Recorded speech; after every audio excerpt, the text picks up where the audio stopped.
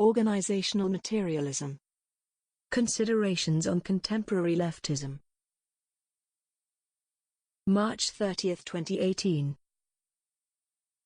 By Jean Allen. The Left Wind. The wake of Occupy Wall Street brought with it a series of new leftist parties and politicians aiming to turn anti-capitalist sentiment into electoral victories. These politicians have been, in turn, opposed and supported by a variety of journals and activist groups, in many cases regardless of the stated ideology of the groups and of the politicians. This brings to light a rarely discussed lens of analysis, an organizational materialism which places the conflicts between different forms of organizing front and center, ahead of theoretical and ideological differences. In this paper I will discuss this position by comparing the current rise of left populism to the institutional realities of two periods where the left was on the rise, the classical period of the Second International and the communist period from the 40s to the 60s, ending with an analysis of the contemporary left and a warning that the constellation of organizations which currently exist in the left is not sustainable. "We face a crisis" has been the header of a multitude of think pieces, journal entries, blog posts and Facebook statuses in the last 3 years.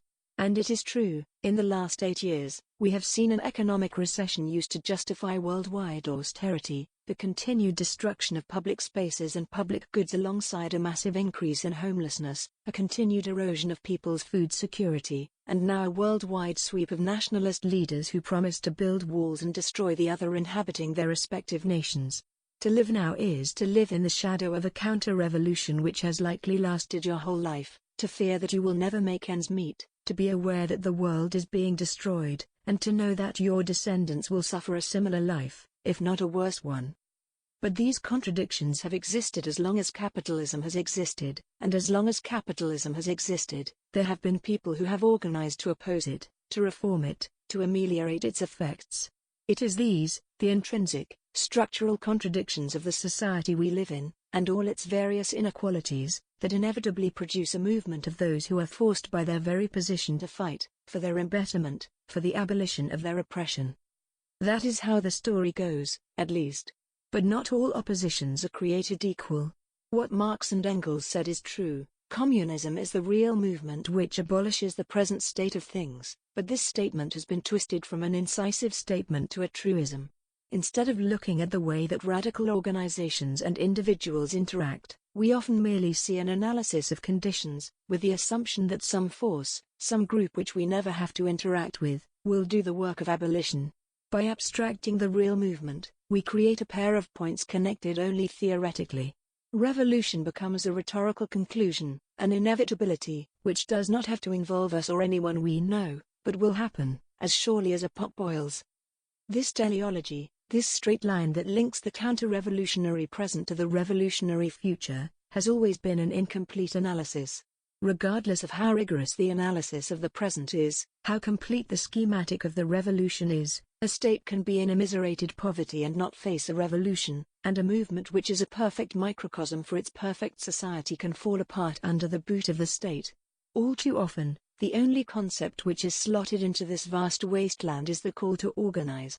This call is rarely complicated by an in-depth analysis of what it means to organize, what our organizational landscape looks like, how to organize, or what to organize for, what it means to be organized. In these times of mass deportations and massive privatizations, of a new reaction which seeks to peel away the kindly veneer of welfare capitalism, of militarist goons and alt-right bureaucrats, we can no longer justify this lack of focus. It is long past due for a hard look at the real movement. Theoretical considerations. My aim in this essay is to create the framework which can be used to create a materialist history of the left, and to show how this framework would work in analyzing a set of periods of leftist history. I will do this by focusing on the way different radical organizations have acted and interacted throughout history. For the sake of clarity, I shall make a number of assumptions. There are 4 major propositions I make within this paper. Firstly, while the contradictions of capitalism are determinant in the long term, inevitably creating new struggles and new fights, in the time that human beings experience, The history of all hitherto existing class conflict is the history of organizational struggles. Secondly, the material reality of these organizations are in a constant process of creation and reproduction based on what the organization practically does. Thirdly, this leads to organizations creating thought and theory which justify their actions, which leads over time to limiting and co-optive tendencies as these groups solidify and self-justify. Fourthly, while individuals and subgroups can attempt to resist these tendencies, alone they will slowly be overcome. These tendencies cannot be stopped from within. They can only be prevented on the whole through the existence of an ecology of differing organizations. These are not ironclad assumptions. I am not aiming to produce the materialism which strides over all areas of thought and all struggles. The goal is not to create a transcendental materialism which only appears as it is communicated, but to help push towards the beginnings of a theorization of the middle layer that exists between different objects of study. Organizations mediate causes into effects, transform theory into practice, and connect single individuals to broader masses. Without an analysis about how these different focuses of study relate to each other, we will be stuck in a constant battle of abstract viewpoints, between elevating theory as opposed to practice or lived experience as opposed to systemic analysis. These things are only opposed to each other insofar as they are conceived as separate objects related only through an opposition. Organizational materialism aims to disband this opposition while providing a lens of analysis which can be used by both analyst and activist alike to get a better grasp of their immediate organizational surroundings. The Second International and Classical Leftism. The long counter-revolution from the 1810s to the 1870s led to the transformation of old corporate entities, essentially special interest groups constituted under the conditions of feudalism, into modern political organizations aimed at resolving the political and economic inequalities of the state they existed in. In Europe this came in the form of a repression of liberties once enjoyed during the Revolutionary Wars. Over Restoration, the reinstitution of censorship and a variety of laws against free speech brought radical intellectuals back to the forefront. The destruction of localized welfare through the narrowing of religious charities and the weakening of local social programs led to a necessity for help which led to the creation of thousands of mutual aid organizations, groups which aimed to disperse social goods under an ideology of solidarity. Lastly, the attempts to undo the power of the guilds in order to establish a laissez-faire economic regime led to labor conflicts across all of Europe, but especially in Great Britain and France, where attempts by the proletariat to sabotage the machines which were replacing them, and the riots that followed, led to hundreds of arrests and millions in property damage. The existence of multiple organizations acting on a multitude of different vectors seemed to be building a momentum which, for a time, seemed like it could not be stopped. This was important because organizations are the medium through which abstract goals such as the end of capitalism, the creation of a truly democratic society, or equality between the sexes and races are transformed into concrete programs. A party which seeks to gain control over the government in order to institute socialism will see its struggle and the steps to that struggle as substantively different from a mutual aid organization which seeks to build socialism itself, an activist group which seeks to expand this or that action into a full-fledged insurrection, and so on. The 19th century was not just a time of rapidly expanding parties or the golden age of anarchism, it was a time when different groups were creating their own forms of socialism and radicalism, creating substantively different leftisms. Such a variety would not have been feasible in radical field dominated by but a few organizations. Although the general momentum of 19th-century leftism was towards massive organizations, the period from the 1840s to the 1880s saw a major degree of splintering as interpersonal rivalries, state coercion, and differences over tactics and politics led to numerous splits and confrontations. In France, for instance, unions were broken up into 4 different political groupings, and numerous cases occurred where smaller unions would break up because out of 15 members, 7 would be aligned with the left wing of the right tendency, and the other 8 would be aligned with the right wing of the left tendency. This issue prevailed for decades, and would likely have continued had the unions not combined with other groups, most notably the mutual aid organization. Mutual aid organizations, while generally more stable internally, were often co-opted and moderated in order to expand and reach a wealthier audience. This was often the case in the United States, where thousands of mutual aid organizations existed with the aim of alleviating poverty and providing necessary social services. This constant confrontation with the great poverty which existed directly alongside great wealth led to a number of mutual aid organizations adopting radical politics. However, the search for rich patrons and the expansion their support could create led to any older groups becoming co-opted, as was the case with the Salvation Army, who moved from a radical Christian organization opposed to other major charities such as the charity organization Society to a mainstream actor, focused more on managing the poor instead of serving them while attempting to abolish their poverty. Looking at the longer history of the left, this trend towards cooptation seems to be the trend in intra-organizational matters. Assimilation, defined as the moderation or giving up of one's original goals in favor of cooperating within the system created by capitalism and the state, has happened to nearly every major leftist institution which has lasted long enough to count its history on a generational scale. There are numerous theories as to why this occurs: theoretical mistakes leading to mistaken actions, a corrupt leadership selling out its rank and file, the desire to retain control against threatening forces, the feeling that more good could be done if one jettisoned one's radical politics. Numerous groups have attempted to sideline cooptation, through use of internal democratic measures, by remaining non-hierarchical, by remaining small, or through some new model of decision-making. Regardless of this, the historical record seems to suggest that the destiny of any leftist group at its inception is either to die out in obscurity or to accept the very system the group was created to destroy, or, as is generally the case, both. What is unique about the Second International was that during its existence not a single one of these groups could achieve dominance, and that, when the socialist parties appeared, they did so in an environment which had already seen 2 to 3 generations of organizational shifts. In many countries the rise of syndicalism, which one could view, especially in Europe, as an organic ideology created through an alliance between the unions and mutual aid organizations, concurred with the rise of parliamentary socialism. Only in Germany was the Social Democratic Party able to wrest some kind of power/influence over its peers, although even then one can see numerous conflicts between the trade unions and the party. With the inability of the socialist parties to bring their competing organizations to heel, the 50 years from the 1870s to the 1920s saw a mass of groups acting on different vectors and holding completely different kinds of organizational politics. This variety led to a robust and constant discussion of strategy during this period. Indeed, much of what Perry Anderson approvingly calls classical Marxism was produced by the need to justify social democracy to a broad array of differing factions. Unfortunately, due to the following period leading to the consolidation of many of these organizations under one aegis, the theoretical history of radical labor unions and mutual aid organizations remains desperately under-examined, despite the existence of a tradition of nuanced strategic analysis within the radical unions. France, where the unions and mutual aid organizations were joined at the hip, saw one of the fullest expressions of a theory which combined the struggles of union militants with the optimism and longer-term perspectives of mutual aid organizations.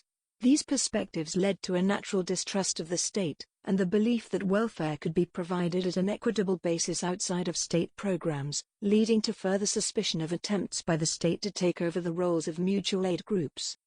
Thus, while these organizations rarely posed a direct threat to their sister groups, a growth in union leadership or in providing mutual aid had no direct interaction with whether one would vote. These groups often acted as rivals, which leads to the most important aspect of the Second International, that this consistent conflict between organizations acting along completely different organizational lines meant that while cooptations and failures of any one organization was still inevitable, the people as a whole still had a wide range of alternatives.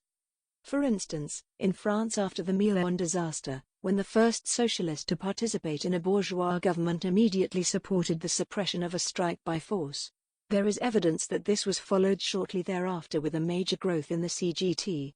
This move from one kind of organization to another was far from universal. However, in other countries where a full range of leftist organizations were not present or where differing conditions predominated, socialist or labor parties were formed to meet the inability of bourgeois parties to deliver reform. as with the Labour Party or the variety of American socialist parties, or alternatively, radical unions would be created due to frustrations with the direction their unions were being taken in, as was the case with the IWW.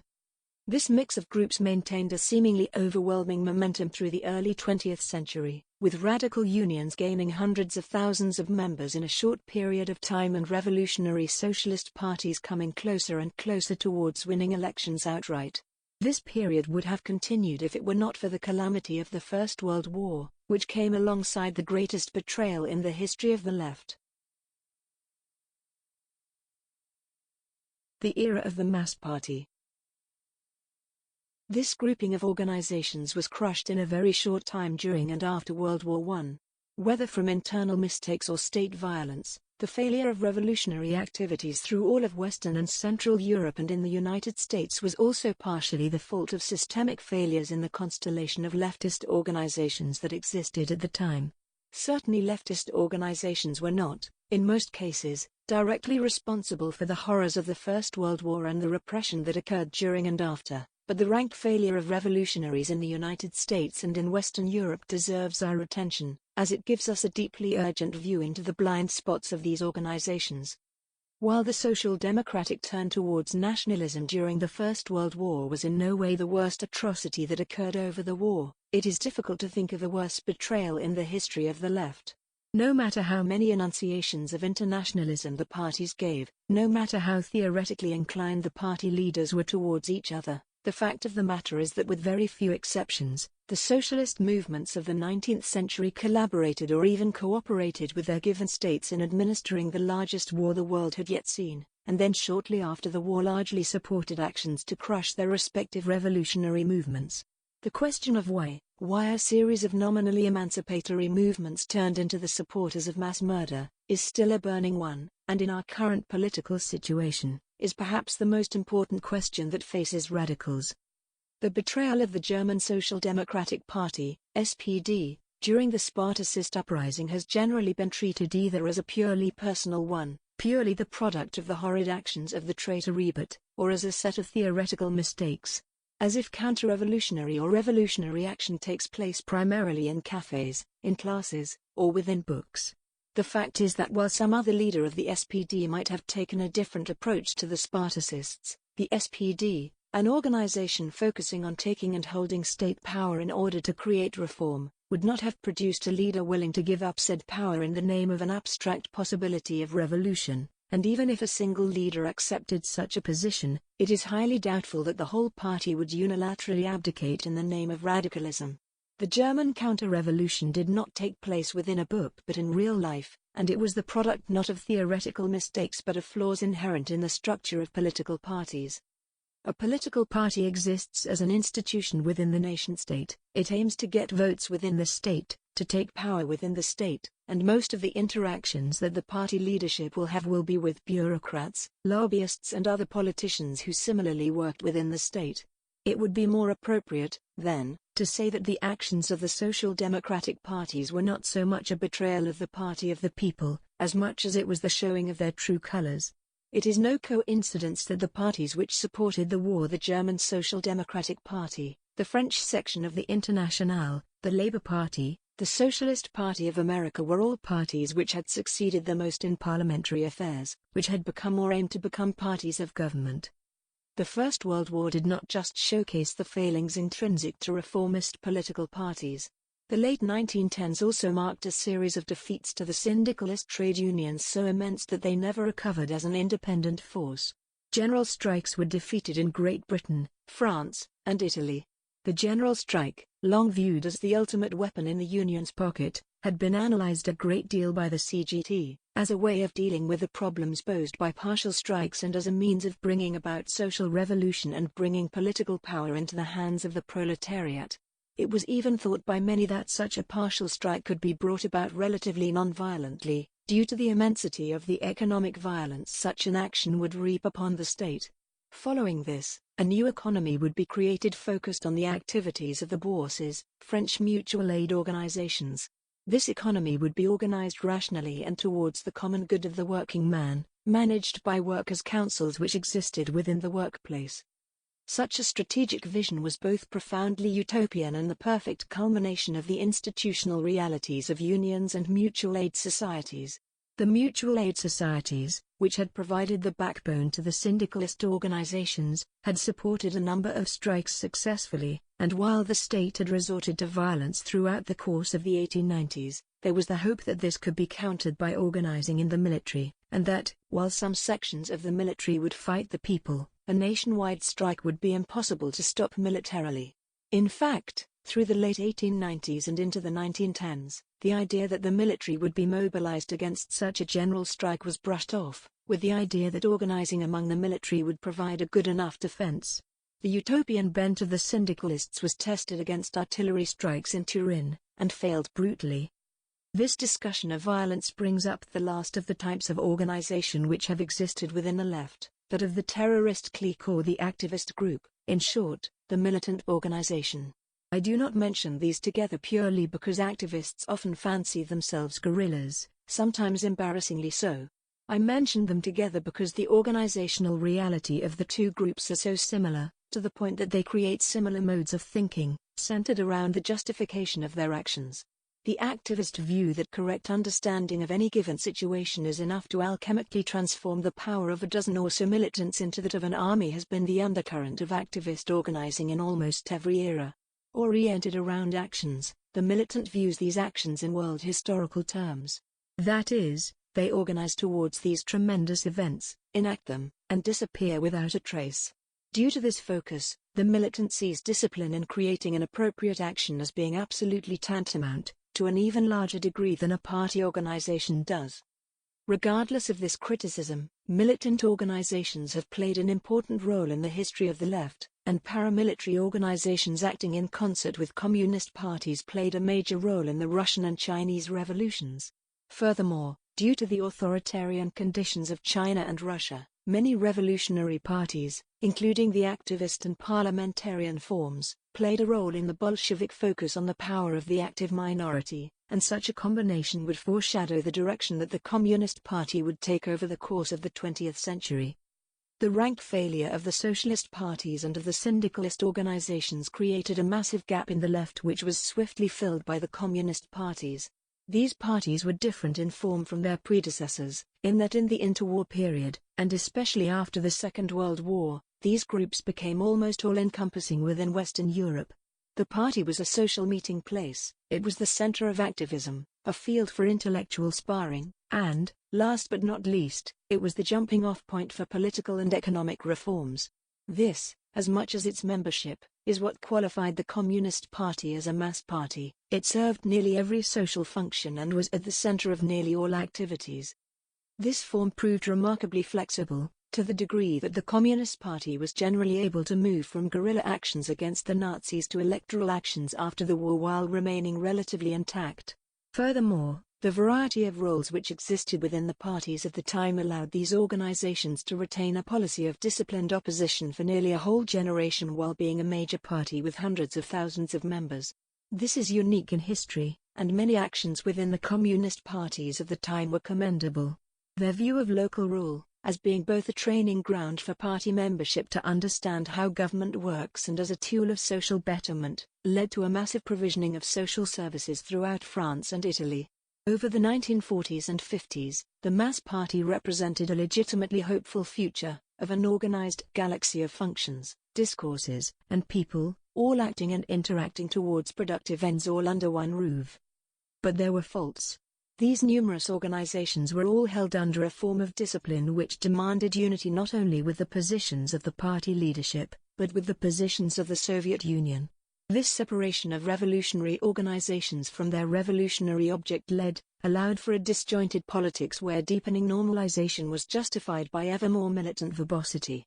The golden age of Western Marxism, where the newly translated works of the young Marx were integrated in an infinite number of variations with existentialism, absurdism, and linguistic structuralism, was much criticized in its time for creating a vaguely Marxist academia more interested in producing philosophical texts than in revolution.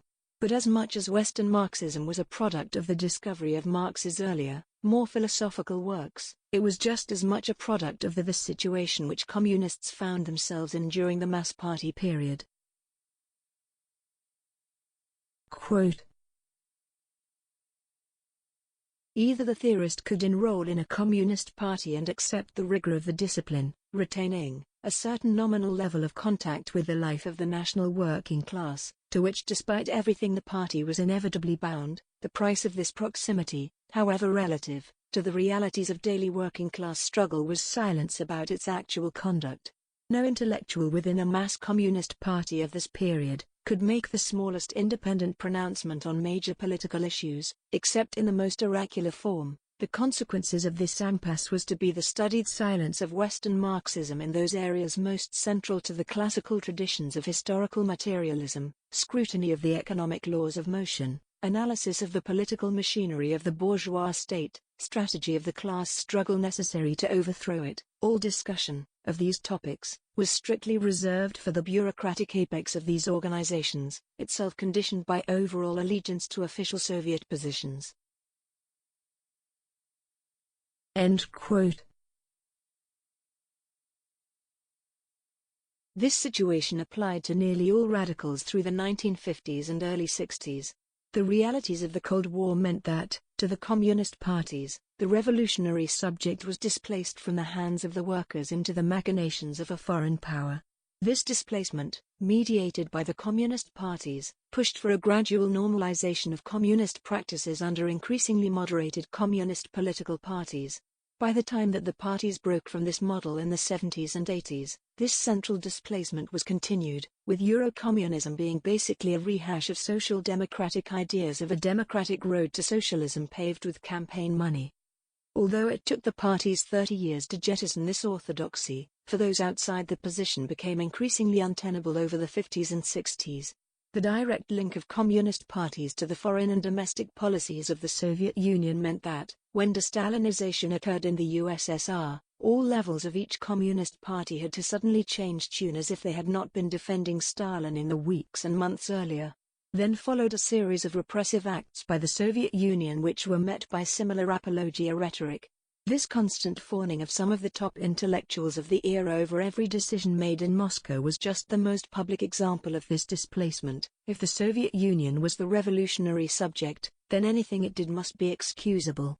This led to a gradual disconnect between the parties and their radical base as the parties accepted a role of administering welfare capitalism while denying the possibility of revolution, while various radicals proposed the potential for a revolution in Western Europe. This brings us to 1968 and the early 70s, which marked the turning point after which the communist parties could no longer claim the title of sole representative of revolution. The hierarchical nature of the party and its practical limitations led to a group of dissenters leaving the party in the 50s. As the 50s turned to the 60s, these dissenting communisms were taken up by a new generation who had grown up in the period after the Second World War and never experienced the Communist Party as the party of the resistance. Broadly, these new ideologies formed four trends which amounted to the declaration of independence of different kinds of organizations from party dominance. Autonomism/operaismo/workerism denied the legitimacy of the party as the representative of the people, and returned to a kind of ultra-economist analysis which the syndicalists were once accused of. On another line was the development of activist ideologies which by and large took Maoism as its influence. This included a seemingly infinite number of groups who were nominally political parties such as the Gauche Proletarian or the Dutch Communist Unity Movement, but who rarely attained more than a single seat. These groups opposed both the parliamentary realpolitiking of the communist parties and the bureaucratism of their unions, and after the failure of the rallies and marches of the late 60s, these groups would increasingly turn to insurrectionary and terrorist tactics like the Red Army faction. Further still were the intellectual movements, who took aim at ideological structures which they viewed as the major blocking point to revolutionary activity, to be deconstructed by literary and media analysis. Lastly and most influentially were the number of ideologies which percolated in colleges around the world, which increasingly turned against the possibility of communism having any relevance to the new movements. In place of the still dominant focus on white male workers as the key demographic and the communist parties as their sole representative, these movements proposed other, intersecting, identities as the revolutionary subject. While each of these dissenting radicalisms had their flaws, they were popular precisely because they believed that a revolution could be worked towards with no reference to international realpolitik, that, Like the leftist ideologies of old, oppression and revolution are both everyday things that the average person has an experience of and a stake in. These dissenting radicalisms came together during the wave of protests in 1968, which led to reverberations through the whole of leftism. In many cases, as in Italy, or in Czechoslovakia, the communist parties turned against the students, supporting police actions against protesters and fundamentally disconnecting themselves from a generation of leftists. In other cases, as in France, the Communist Party and the unions took opportunistic actions in support of the students, gaining major victories in terms of reforms regarding the working day and pensions. In still other cases, candidates ran for office in an attempt to channel the events occurring around them, as in the case of Robert F. Kennedy's and McGovern's runs for the presidency. But regardless of whether leftist parties attempted to curtail, use, or channel the events of 1968, the years afterwards led inexorably towards a new constellation, with the communist parties on the wane and the new left on the rise. This combined response percolated in the 1970s into Eurocommunism, which can be seen as the parliamentary response to the same issues which led to the new left movements. Eurocommunism was centered around two major premises: the rejection of Soviet control over the workings of the political party, and the focus on a democratic road to socialism, which opened the possibility of a revolution occurring in Europe without reference to international politics. This trend presented itself as a radical break from the orthodoxy of parliamentary Marxism-Leninism, when in fact it was just the fullest expression of the issues already present in Western communist parties. Although the Soviet Union was no longer positioned as an external revolutionary subject, the logic of the party as the sole mediator of the revolution remained. Indeed, the Euro-communist idea of revolution increasingly fell into the background. To quote Wood, this objective seems no longer to illuminate the whole process of revolutionary change. Instead, the process is colored by the immediate needs of political strategy and the attainment of political office. This culminated in the post-Marxist theory of the late 80s and early 90s, which completely ended the focus on revolution and focused entirely on establishing a ground for alliances within and between classes as they are here and now, for the purpose of attaining political power, or, more precisely, public office. That is, Eurocommunism affected the last steps of normalization in the Western communist parties. The transformation of the Communist Party into a normal political party did not save them. The sidelining of the working class in communist electoral practice occurred just as other forces emerged on the left. The center-left parties, who did not have to carry the burden of either contemporary communist workerism or the taboo of the Soviet Union, were better able to capitalize on the rise of the new movements, leaving, for instance, the French Communist Party not being so much a party of the proletariat as it was a party of declining industrial regions. By the late 80s, the only thing which differentiated Western Marxism from their social democratic rivals was support for the USSR, and in the wake of the war in Afghanistan this support was an albatross over the left's neck. And so, when 1989 came and the Soviet Union fell, these parties did what they had been doing for decades: they moderated, one last time, into the grave. Digital leftisms, or the modern era. The communist parties failed because, once they had dominated the political field, the flaws inherent in their structure became a general problem for the left. We now face a similar problem. In our immediate past, the Western left has been dominated by activist organizations and intellectual groups, and the faults inherent in these kinds of practices are the immediate issues of any who seek to reform the left. In order to understand why these forms are so prevalent, we need to look to their origins, or rather the origins of their dominance. Because radical intellectuals and activist organizations have existed through the whole history of radicalism, they are unquestionably the easiest kinds of organizations to form, as opposed to the massive amount of capital and man-hours required to create a successful party, union, or mutual aid organization. Getting a few people together for a specific end seems amazingly easy. It is even easier, in this digital age, to write and analyze for a mass audience. In a period marked by the collapse of other forms of leftist organizing, that these two forms would predominate is not surprising. This brings up another misconception, that the growth of activism is due to some postmodernist intellectual trend. This tendency takes the symptom as the cause and treats the activist organizations of the 80s and 90s as if they simply came out of the ether, as if the end of the mass party was caused by Foucault. That such analysis comes from supposedly materialist Marxists makes this line of argument all the more farcical. Intellectuals, even the most abstract of philosophers, have existed on the left since its inception, and during no period since the Paris Commune have they been so predominant. Acting as if this situation would be remedied if each intellectual read more of the Grundriss's foolhardy to the extreme, and does nothing more than position oneself as a true leftist fighting against the falsities of postmodernism. The real question, if we agree that the predominance of intellectual groups is a problem on the left, is not to whine about them, but to ask why these kinds of radicalism are so predominant, and this question leads straight to the answer, because there was nothing left. That so much of this intellectual work seems devoted to media criticism and abstract philosophy is another charge levied against contemporary leftism, and this again is not as new as it seems. With the slight exception of Gramsci, every single major Western Marxist concerned themselves at least partially with matters of aesthetics and artistic criticism. Even earlier than this, Voltaire's and Rousseau's political writings were bookended by works on music, on poetry, and a number of purely aesthetic novels. That leftist bloggers should devote so much attention to analyzing television, film, or novels is not a surprise. It's a natural product of the profession. Someone who chooses to join the academy is choosing to spend their life analyzing words, analyzing texts, differing mediums, and the analysis of other analysts. That they would consider this work important, even perhaps more important than the work others do, makes absolute sense. Similarly, on the internet communities are created around images, around ideas, around milieus.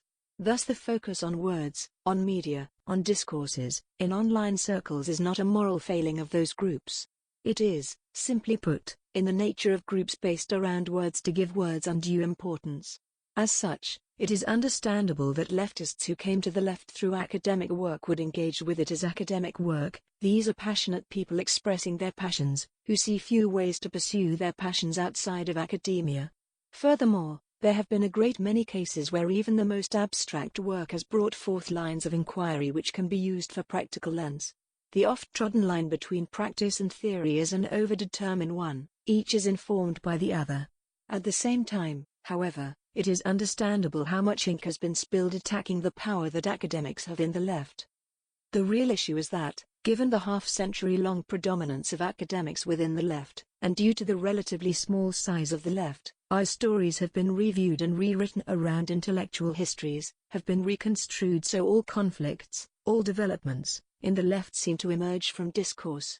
Other narratives, other ways of thinking, are subtly placed by the side or even ignored. This creates a line of thinking which presents the history of the left as merely an intellectual history, where the only contributions made were made by those intellectuals we deign to remember. Under this view of history, theory and practice becomes a one-way relationship, and the masses only exist as the vessels of whatever some intellectual thinks up for them. That this view casts itself as radical for focusing on radical intellectuals is wrong-headed. It is a deeply elitist view of history, and ignores what made thinkers like Marx or Lenin radical. Marx was inspired by Hegel, yes, but he was just as inspired by the working class, and without the 1848 revolution or the Paris Commune he would have been a very different thinker. This connects to a trend within leftist intellectual work, a tendency to position oneself as the administrative class of radicalism, a leader for a non-existent army of followers, imbued with the sole right to criticize movements they have nothing to do with. This trend should not be viewed as some sort of mass spell of arrogance, or some product of the inherently petite bourgeois position of students. Again, academics have written self-centered histories for centuries. The problem is the predominance, not the existence, of intellectual work as a vector for leftist practice. In this position they were only challenged by activist groups. In light of the criticism consistently levied at the activities of activists, there is something that needs to be kept in mind. While we can hold individual groups accountable to strategic and tactical failures, as well as their successes, it becomes far too easy, stuck as we are in the horrid present, to overdetermine these failures, to say, if you'd done this, if you'd said that, you would have succeeded, and we would have a revolution now. It becomes too easy to imbue emotional narratives into these events, to call them betrayals, to assume that the leadership is, in their heart of hearts, reformist, or evil, and that had I been in charge, things would have been different. This certainly is true. Different tactical decisions will be made by different people, and will lead to different conclusions.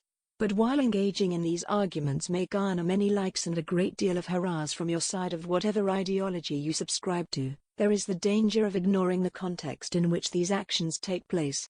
Much of this kind of analysis either ignores the reasons why certain leaders move to the top, or consigns them to ethereal factors.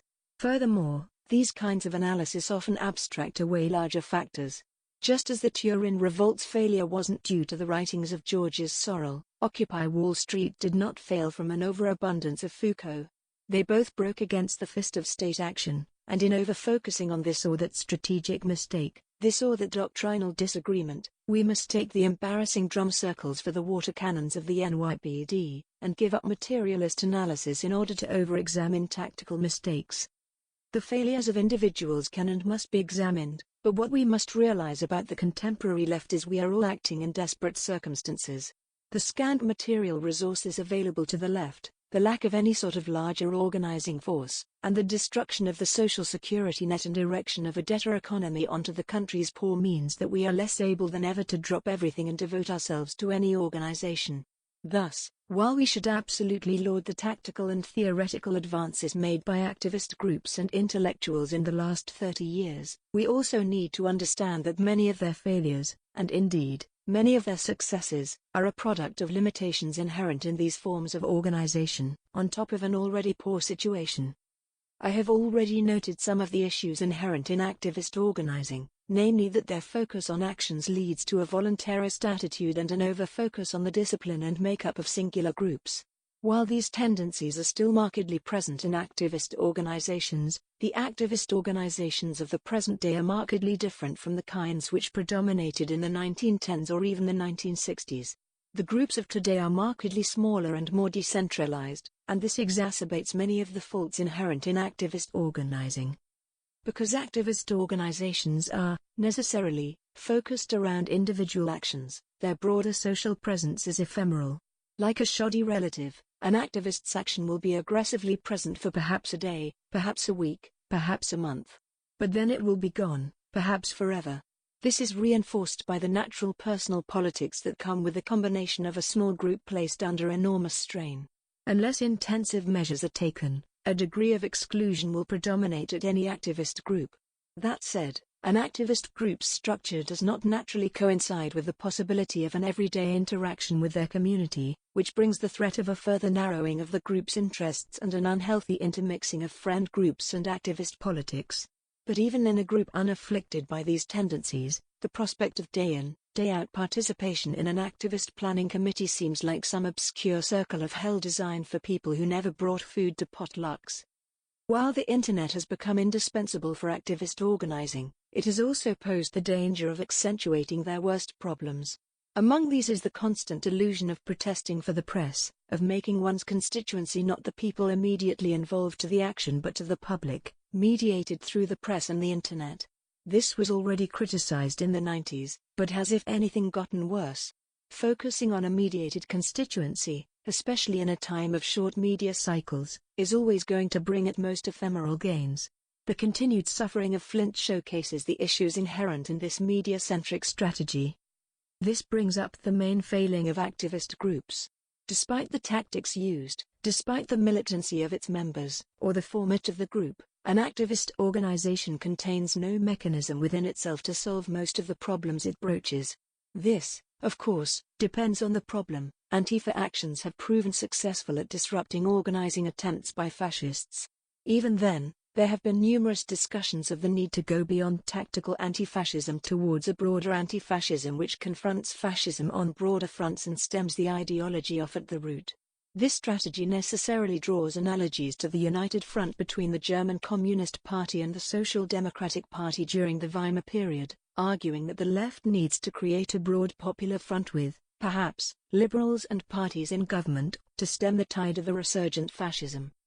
This conclusion points at the precise problem of activist organizations. While they are suited to street-level battles and sometimes even a massive series of street-level battles occurring across a whole country, they are organizationally incapable of winning the war.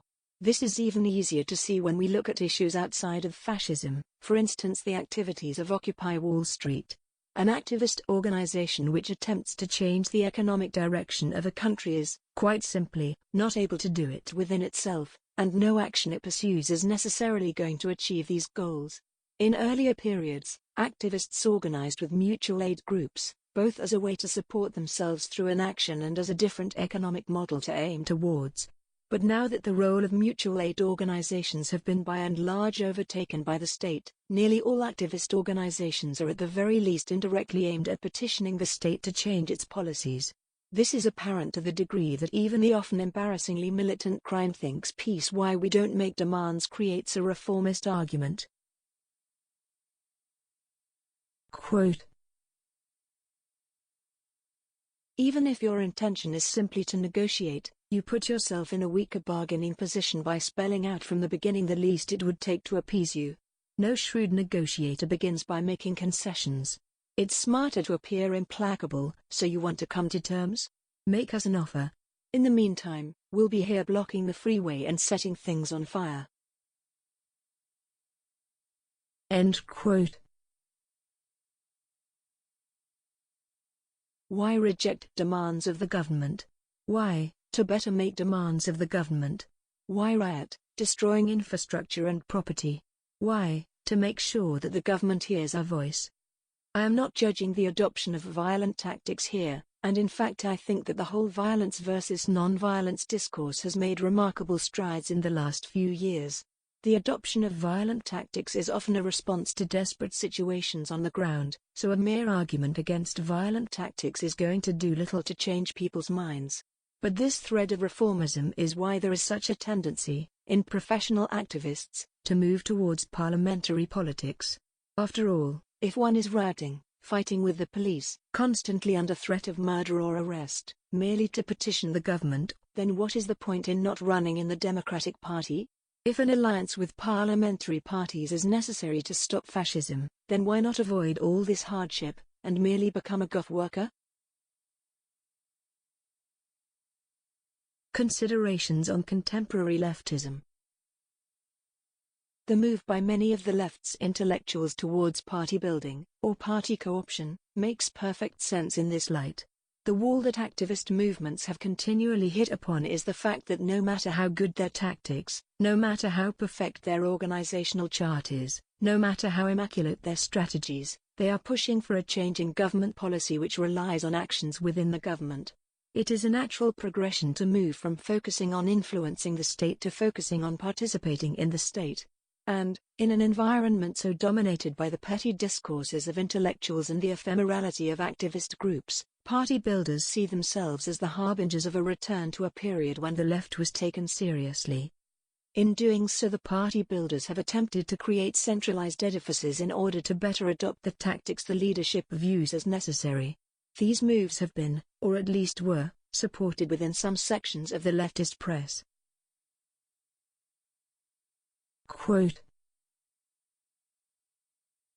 "For many of its critical voices, the possibility of shaping a party in the image of the 15M, and of its radically democratic spirit, were sacrificed at the altar of Ergen's vaunted electoral war machine.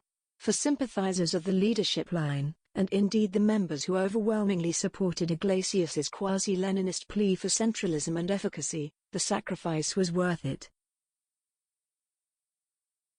End quote. The issue with this model is not the Leclerc-style populist terms it justifies itself on. After all, these new theoretical groundings are necessary in a world where the Marxist brand is seen as a limitation to succeeding in politics. But these justifications are secondary to practices. A party can use the most revolutionary and innovative rhetoric out and still be a run-of-the-mill social democratic party. This is the case with the new wave of leftist parties, who are not organizationally or strategically revolutionary, but who hide their status as normalized political parties behind a veneer of leftist rhetoric. Yes, the new leftist parties have large voting rolls, and sometimes win elections. But it takes more than a large membership base to be a mass party. The communist parties of the mid-20th century were not radical purely due to their contributions to magazines and journals, were not mass parties purely due to their size. The new leftist parties are not social spaces and are not centers for activist or intellectual activity. They are places where social activity is consumed under the altar of electoralism. Looking at their actions rather than their words shows parties which attempt to gobble up the activist groups they came from, which sideline organizational democracy in order to better commit to real politic, which have ignored the day-to-day organizing of their members in favor of a year-to-year organizing of their constituents. To be a member of Podemos, Syriza, the Fronte de Gauche, means little more than an expression of political opinions, means little more than pulling a lever every couple of years. Organizing should mean more than this. The rise of these new leftist currents has not been limited to continental Europe. The Anglosphere, long dominated by soft left parties, have seen a wave of excitement about attempts to take the Labour/Democratic Party back. The problem is not merely that there has never really been a radical Labour/Democratic Party to take back. The problem is that such a large segment of the organized left has been engaged in these efforts. 2016 has not only brought out a new passion for social democracy à la mode, it has brought a moderation of dozens of major leftist organizations across Great Britain and the United States in an attempt to capture the wave of left populism. This is not some mass failure of ideology, not some collective inability to read the right quotations of Lenin. It is the temptation of achieving some semblance of state power balanced against nothing. In a leftist ecology dominated by parties, activist groups, and intellectuals, the balancing system which existed in the late 19th early 20th century is trampled under a gallop towards the state. The logic of most activist groups naturally inclines them to promote one of their own towards the seat of power in order to better influence policy and public opinion, and intellectual journals, under the pressure to get yet more clicks, have shown a flexibility which would make the greatest gymnast blush at the self-contorting justifications we are confronted with daily.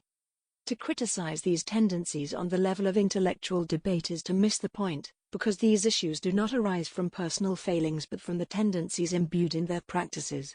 So long as activism is viewed as a petition to the government, there will be a push towards reformism, and so long as the movements are unable to solve the problems they present, activism will be viewed as a petition to the government.